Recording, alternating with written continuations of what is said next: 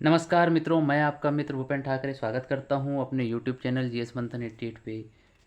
आज का हमारा जो टॉपिक है वो षड दर्शन के अंतर्गत ही है, न्याय दर्शन। और उसके पश्चात हम देखेंगे अगला जो टॉपिक है हमारा वो है वैशेषिक दर्शन।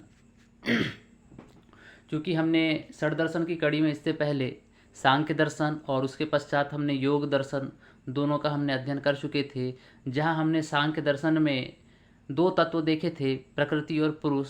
वहीं योग दर्शन में हमने तीन तत्वों का अध्ययन किया, मतलब तीन मूल तत्व थे योग दर्शन में, प्रकृति, पुरुष और ईश्वर।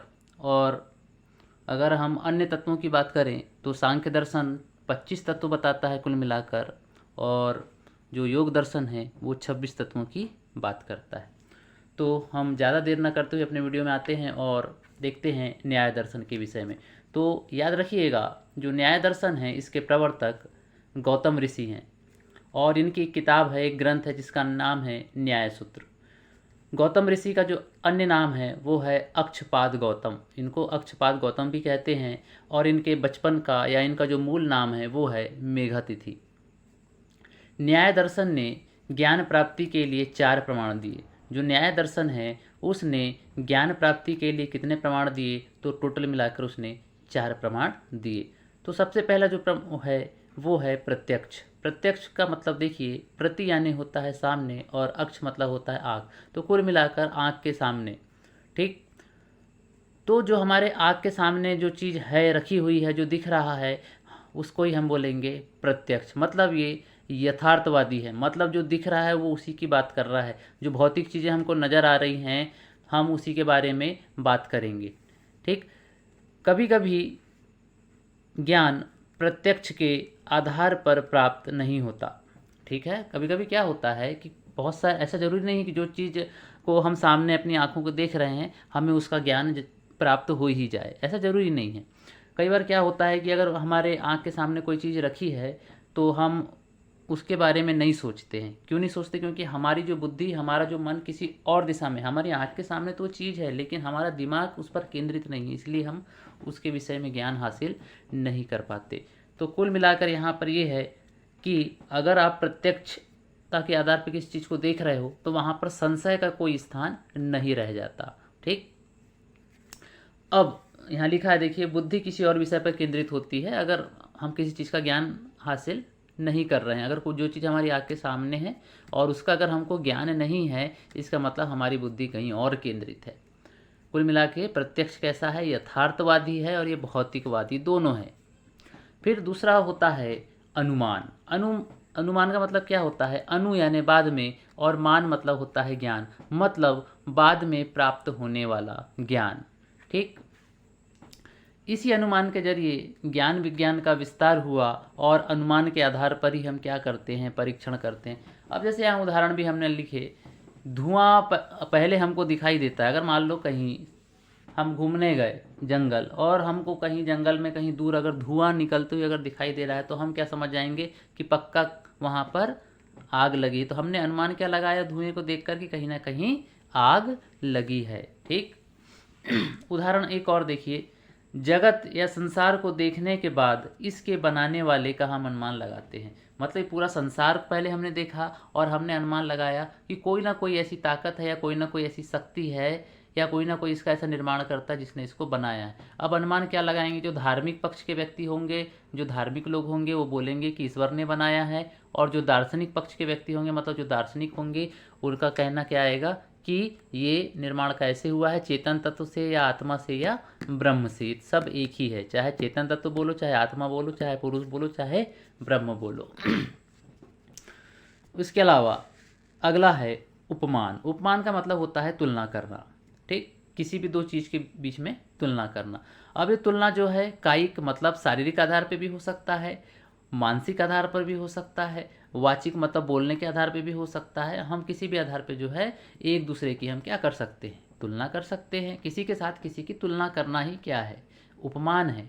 मतलब अंग्रेजी में इसको कंपेयर करना कहते हैं। कायिक कैसे होगा? मतलब कोई लड़का बहुत मोटा है और कोई लड़का पतला है तो बोलेंगे ये लड़का इस लड़के की तुलना में मोटा है ना। मानसिक का मतलब कि ये लड़का पढ़ने में बहुत अच्छा है, ये लड़का पढ़ाई में कमज़ोर है। मानसिक हो गया। वाचिक मतलब कोई लड़का बहुत अच्छा बोलता है और कोई किसी की आवाज़ कर्कश होती है, तो हम यहाँ भी तुलना कर लेते हैं। ठीक है। शब्द प्रमाण, ऋषि मुनियों द्वारा लिखे गए ग्रंथ, ठीक है, तो इनको हम क्या मानते हैं? शब्द प्रमाण मानते हैं। मतलब किसी की बात को हम मान ले रहे हैं, ऋषि मुनि ने कुछ बोले तो हम उनके लिखे हुए ग्रंथों को ही हाजी नाजी मान लेते हैं और उन पर विश्वास कर लेते हैं। अब उनके ग्रंथ में क्या क्या आएगा? वेद आएंगे, उपनिषद आएंगे, ब्राह्मण ग्रंथ आएंगे, आरण्यक आएंगे, स्मृतियाँ आदि अन्य बहुत सारी चीज़ें आएंगी, पुराण भी इसमें शामिल हैं। ठीक है। तो अब देखिएगा, इन चारों प्रमाणों की आलोचना होती है। क्यों आलोचना होती है? चारों प्रमाणों की आलोचना होती है। तथा जो वेद होते हैं, वेद में भी क्या है? देखिए, ऋषियों ने क्या कहा कि जो वेद है ये ईश्वर के वचन है। वेद क्या है? ईश्वर के वचन है। तो कई बार वेदों में भी क्या होता है? आपस में विरोधाभास होता है, और जब इसमें विरोधाभास होता है तो आलोचना करने वालों को मौका मिल जाता है और वो इसकी आलोचना शुरू कर देते हैं। और जब इसकी आलोचना होती है, मतलब यहाँ लिखा है, देखिए, वेद को कसौटी पर कसने के बाद किसका निर्माण होता है? उपनिषद का निर्माण हुआ है। मतलब वेदों में कहीं ना कुछ कमी रही, जिसकी कमी को कसौटी के आधार पर कसा गया और उपनिषद का निर्माण किया गया। तो इन चारों प्रमाणों की क्या होती है? आलोचना होती है। इसके अलावा देखिए, न्याय क्या होता है कि प्रमाणों के आधार पर सत्य की खोज। सही बात है, प्रमाण के आधार पर अगर हम सत्य की खोज कर रहे हैं तो वही न्याय है। आपने कोर्ट कचहरी वाली बहुत सारी फिल्में देखी होंगी, उसमें सबसे पहले एविडेंस पेश किया जाता है और उसके आधार पर पूरे केस को हैंडल किया जाता है, लड़ा जाता है, और सामने वाले को क्या दिलाया जाता है? न्याय दिलाया जाता है। और उन सबूतों और जो गवाह हैं उनके आधार पे क्या करते हैं? मतलब प्रमाणों के आधार पे सामने वाले को क्या दिलाया जाता है? न्याय दिलाया जाता है। न्याय दर्शन में 16 तत्वों यानी पदार्थ की बात कही गई है। न्याय दर्शन कितने तत्वों की बात करता है? 16 तत्वों की बात करता है। इन पदार्थों का सच्चा ज्ञान होना ही मोक्ष प्राप्ति है। इन 16 तत्वों का आपको अगर सच्चा ज्ञान हो गया तो आपको काय की प्राप्ति हो जाएगी? मोक्ष की प्राप्ति हो जाएगी। अब इस 16 तत्व कौन कौन से हैं देख लीजिए। प्रमाण है, प्रमेय है, निर्णय है, वाद है, संशय है, प्रयोजन है, दृष्टांत है, सिद्धांत है, अवयव है, तर्क है, जल्प है, वितंडा है, हेत्वाभास है, छल है, जाति है और निग्रह स्थान है। तो इस तरीके से ये 16 तत्व हैं। ठीक, तो इस चीज़ को आप लोग याद रखिएगा। मैं उतना ही पढ़ा रहा हूँ जितना जो एमपीपीएससी की प्रारंभिक परीक्षा के लिए महत्वपूर्ण है। आलतू फालतू की कोई भी चीज़ मैं अपने वीडियो में नहीं डाल रहा हूँ। चुन छाट के जो है चीज़ों को यहाँ पर समेटा गया है। उसके अलावा देखिए, इन पदार्थों के जो सच्चा ज्ञान है उनको हासिल करने के लिए हमको 4 प्रमाण की बात बताई गई है। कितने प्रमाण? हमने पीछे देखा कि कितने प्रमाण होते हैं? 4 प्रमाण। और ये 4 प्रमाण क्या हैं? प्रत्यक्ष है, अनुमान है, उपमान है और शब्द प्रमाण है। कुल मिलाकर इन 16 पदार्थों का अगर सच्चा ज्ञान हमको हासिल करना है तो हमको क्या होगा? इन 4 प्रमाणों की आवश्यकता होगी और प्रमाण के आधार पर ही हम इन 16 तत्वों का सच्चा ज्ञान हासिल कर सकते हैं। और जब सच्चा ज्ञान हासिल हो जाएगा तो हमको मोक्ष की प्राप्ति हो जाएगी। मतलब प्रमाण वो साधन है जो सत्य तक पहुंचने में हमारी मदद करते हैं। मतलब सत्य की खोज में हमको क्या चाहिए? प्रमाण चाहिए। और कितने प्रमाण बताता है न्याय दर्शन? 4 प्रमाणों की बात करता है। प्रमेय, जिसके बारे में हमको ज्ञान हासिल करना है या सत्य की जिसके लिए जिस विषय के बारे में हमको खोज करना है या जिस विषय की हमको पूर्ण जानकारी हासिल करना है उसको हम प्रमेय कहते हैं। याद रखिएगा, जिसके विषय में हम इन 16 तत्वों में से कोई भी एक हमारा विषय हो सकता है तो वो हमारे लिए प्रमेय हो सकता है। ठीक, इसके अलावा न्याय दर्शन में 12 प्रमेयों की बात कही गई है। मतलब न्याय दर्शन में 12 प्रमेय विषय जिन्हें प्रमाण के आधार पर खोजा जाए, इन 12 प्रमेय के विषय में सच्चा ज्ञान अगर हासिल होता है तो मोक्ष प्राप्ति। मतलब वही बात है कि आप इन 12 प्रमेय के विषय में अगर सच्चा ज्ञान हासिल करते हो तो आपको क्या मिल जाएगा? मोक्ष मिल जाएगा। ठीक है, ये तो 16 तत्व हैं, बात समझ में आ रही है? ये 16 तत्व हैं। इसके अलावा जो है 12 प्रमेय की भी बात कही गई है।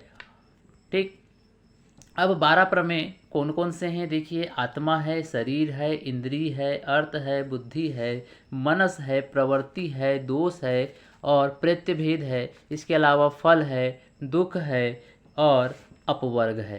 तो आत्मा, शरीर, इंद्रिय, अर्थ, बुद्धि, मनस, प्रवृत्ति, दोष, प्रत्यभाव, फल, दुख और अपवर्ग, इस तरीके से न्याय दर्शन में 12 प्रमेय के बारे में बताया गया। तो प्रमेय क्या है? विषय जिन्हें प्रमाण के आधार पर खोजा जाए या जिनके विषय में वैसे विषय जिनके बारे में हम क्या करेंगे, सत्य का ज्ञान या सच्चा ज्ञान हासिल करेंगे, उसको ही हम क्या बोलेंगे? प्रमेय। प्रमेय मतलब वह विषय जिसके लिए हम ज्ञान हासिल करेंगे, और ज्ञान हासिल करने से हमको क्या मिल जाएगा? मोक्ष मिल जाएगा। और ये हमारे वो 12 विषय हैं या 12 प्रमेय हैं जिसके बारे में हमको ज्ञान हासिल करना है। इसके अलावा हमको किसी चीज़ के बारे में कोई ज्ञान हासिल नहीं करना है।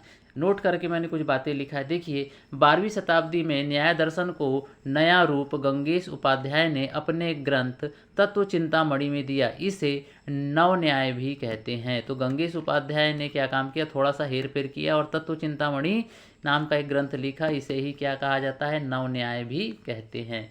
मुक्ति प्राप्त करने के लिए तर्कपूर्ण चिंतन, विश्लेषणात्मक चिंतन पर विश्वास किया जाता है। मुक्ति प्राप्त करने के लिए हम पूर्ण क्या करेंगे? तर्कपूर्ण चिंतन करेंगे। ठीक है, तर्क करेंगे, वितर्क करेंगे, है ना, और विश्लेषण करेंगे, जिससे हमको क्या मिलेगा?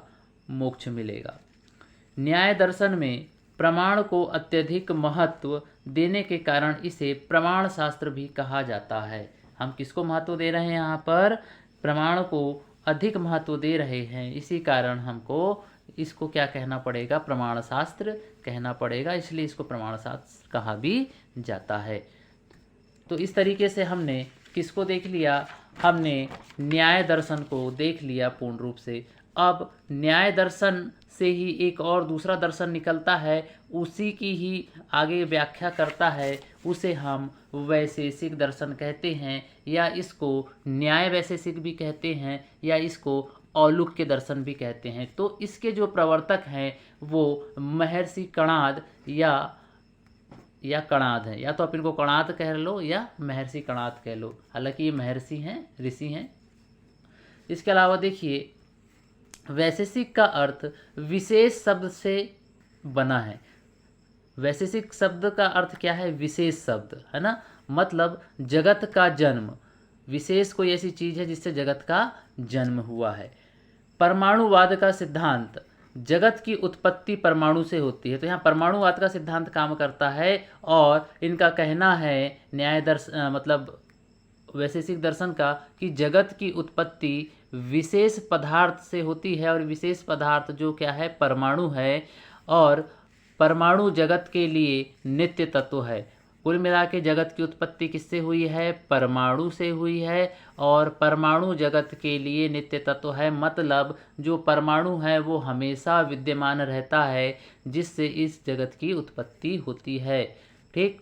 भौतिकवादी सिद्धांत में परमाणु और अणु, ये परमाणु सबसे सूक्ष्म कण होता है, और जब दो परमाणु आपस में मिलते हैं तो इससे अणु का निर्माण होता है। तो ये दोनों ही सूक्ष्म तत्व है, लेकिन परमाणु सबसे सूक्ष्मतम तत्व माना जाता है। अगर आपने विज्ञान पढ़ा होगा तो परमाणु के विषय में पढ़ा होगा। परमाणु को अंग्रेजी में एटम कहते हैं और अणु को मॉलिक्यूल कहते हैं। इन्होंने परमाणु कणों को जगत का उपादान कारण माना, मतलब जगत की उत्पत्ति का कारण माना, तथा ईश्वर निमित्त कारण है। क्या है? इसने क्या माना? ईश्वर को निमित्त कारण माना। मतलब ईश्वर ने परमाणु का निर्माण किया। ईश्वर ने क्या काम किया? परमाणु का निर्माण किया। और परमाणु ने किसका निर्माण किया? परमाणु ने इस जगत का निर्माण किया। तो यहाँ पर ईश्वर को निमित्त मात्र माना गया है। अगर आपसे परीक्षा में पूछ ले कौन सा दर्शन ईश्वर को निमित्त मात्र मानता है, तो वो वैशेषिक दर्शन है जो ईश्वर को निमित्त मात्र मानता है। ये ईश्वरवादी ही है, ये ईश्वर के बारे में मतलब ईश्वर को मान्यता प्रदान करता है।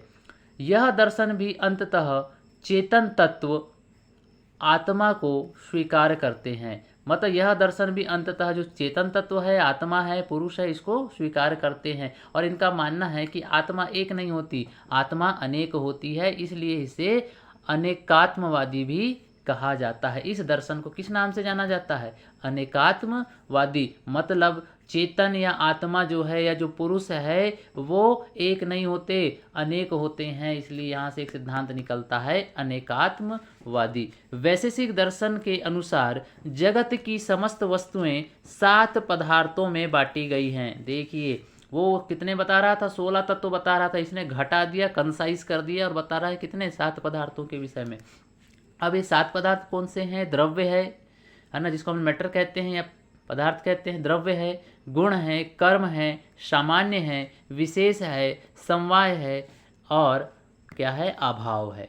इस तरीके से ये 7 विशेष तत्वों के बारे में सच्चा ज्ञान अगर हम हासिल कर लें तो मोक्ष की प्राप्ति हो जाएगी। वहाँ हमको कितने प्रमेय के विषय में बताया गया था? 16 प्रमेय बताए गए थे। कितने प्रमेय बताए गए थे? 16 प्रमेय। यहाँ पर अगर प्रमेय के विषय में हम सोचें या पदार्थ के विषय में सोचें तो हमारे पास में सिर्फ 7 ही, हमको इन 7 का ज्ञान हासिल करना है, वो 12 का ज्ञान हासिल नहीं करना। मतलब ये क्या है कि ये जो दर्शन है ये न्याय दर्शन से ही निकला है और न्याय दर्शन को और कंसाइज किया, इसने और छोटा किया और ये कितने बताता है? पदार्थों की संख्या 7 बताता है। तो द्रव का मतलब क्या होता है? परमाणु का ज्ञान, है ना, क्योंकि परमाणु एकदम सूक्ष्म कण है। अगर हम इसका ज्ञान हासिल कर रहे हैं तो यही हमारा क्या है? मूल ज्ञान है। गुण, पदार्थों के गुण, ठीक है। हर पदार्थ के क्या होते हैं? हर द्रव के क्या होते हैं? गुण होते हैं। सबके गुण अलग अलग होते हैं, कुछ गुण आपस में मिलते भी, तो कुल मिलाकर 24 प्रकार के गुण बताए गए हैं पदार्थों में। कर्म, कर्म यानी क्रिया, हम जो भी काम करते हैं या दिन भर में हम जिस भी काम को अंजाम देते हैं वो हमारी क्रिया या कर्म है। सामान्य, ऐसे द्रव्य पदार्थ जिनके गुण व कर्म एक जैसे होते हैं, जिनके गुण और कर्म एक जैसे होते हैं उसको हम सामान्य कहते हैं। विशेष, गुण व कर्मों में अगर भिन्नता हो तो हम उसको विशेष बोलेंगे। समवाय, जिनमें सामान्य एवं विशेष दोनों गुण एक साथ विद्यमान हो, मतलब वो उभयनिष्ठ प्रवृत्ति के हो, तो हम उसको समवाय कहते हैं। सम यानी समान, वाय मतलब विशेष, ठीक है। इसके अलावा हम देख लेते हैं अभाव, जिसमें न तो विशेष गुण पाए जाएं और न ही जिसमें सामान्य गुण पाए जाएं और न ही जिसमें समवाय गुण पाए जाए, उसको क्या बोलेंगे? हम अभाव बोलेंगे, ठीक है। इस तरीके से न्याय दर्शन का ही अगला स्वरूप वैशेषिक दर्शन है। इसने क्या काम किया कि न्याय दर्शन का क्या कर दिया? सरलीकरण कर दिया, उसका सिंप्लीफिकेशन कर दिया। तुमने बताए थे कितने न्याय दर्शन वालों ने? 12, तो हम बता रहे हैं कितने वैशेषिक वाले? हम 7 की बात करते हैं। इसके अलावा हम वैशेषिक दर्शन की कुछ विशेषताओं को भी देख लेते हैं। विशेषता क्या है? यह ईश्वर, आत्मा, मोक्ष व कर्म के सिद्धांतों को स्वीकार करता है। स्वाभाविक सी बात है, ये ईश्वर को मान्यता दे रहा है, आत्मा को मान्यता दे रहा है, मोक्ष और कर्म के सिद्धांतों को मानता है। कर्म के सिद्धांत का मतलब होता है यहाँ सत्कर्मों की ही बात होती है। अब कर्म का मतलब सीधा सा है, अगर मोक्ष प्राप्ति करना है तो आप दुष्कर्म करके तो मोक्ष हासिल नहीं कर सकते ना कहीं कर्म के सिद्धांत में आपके सत्कर्म ही आएंगे। यह ब्रह्मांड की भौतिकीयता में विश्वास करता है, मतलब विशेष पदार्थ कौन है? पृथ्वी, जल, अग्नि, वायु और आकाश, जिसको हम पंच महाभूत कहते हैं, इनका भी निर्माण किससे हुआ है? द्रव्य या परमाणु से हुआ है। अत्यंत वैज्ञानिक विचारधारा है ये, है ना।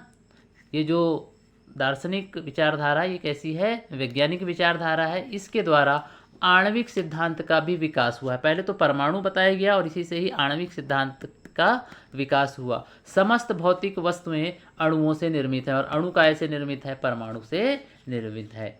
ब्रह्मांड का निर्माण अणु व परमाणु से हुआ है। देखिए पॉइंट आ गया, अणु और परमाणु से मिलकर ब्रह्मांड का निर्माण हुआ है, लेकिन सबसे छोटा क्या है? परमाणु है। ईश्वर के अस्तित्व को स्वीकार करता है। ये दर्शन जो है ईश्वर के अस्तित्व को मानता है कि हाँ भाई ईश्वर होता है। ब्रह्मांड कर्म के सिद्धांतों के बल पर संचालित होता है। ये पूरा ब्रह्मांड कर्म के सिद्धांतों पर संचालित होता है और मोक्ष प्राप्ति हेतु सत्कर्म आपको करना है। मतलब ब्रह्मांड में सबसे जरूरी चीज़ क्या है? अगर आप आए हो तो आपको कर्म करना पड़ेगा, और कर्म कैसे? आपके सत्कर्म होने चाहिए। निर्वाण, मुक्ति या परिनिर्वाण या मोक्ष में विश्वास करता है। चाहे आप निर्वाण कह लो, मुक्ति कह लो, परिनिर्वाण कह लो या मोक्ष कह लो, सब एक ही चीज़ है। कुल मिलाकर ये काय में विश्वास करता है, मोक्ष में विश्वास करता है। और ये जो सारे शब्द हैं ये मोक्ष के ही समानार्थी हैं। और परमाणुवाद की संकल्पना, ये और यहीं से क्या निकली है, परमाणुवाद की संकल्पना की परमाणु से ही काय का निर्माण हुआ है, जगत का निर्माण हुआ है। और परमाणु को बनाने वाला कौन है, ईश्वर है। तो ईश्वर क्या है, एक निमित्त साधन है। तो इस तरीके से आज हमने दो दर्शनों को देखा। पहले हमने न्याय दर्शन को देखा और उसके पश्चात हमने वैशेषिक दर्शन को देखा। इस तरीके से आज का ये एक छोटा सा प्रयास था मेरे द्वारा। और आप लोगों से एक विनती है कि आप प्लीज़ मेरे वीडियो को लाइक, शेयर और सब्सक्राइब करें। और ये जो मेरा पूरा वीडियो है ये कहीं ना कहीं MPPSC की जो प्रारंभिक परीक्षा है उसको समर्पित है, क्योंकि वीडियो बनाने में बहुत ज़्यादा मेहनत लगती है, बहुत ज़्यादा रिसर्च करना पड़ता है।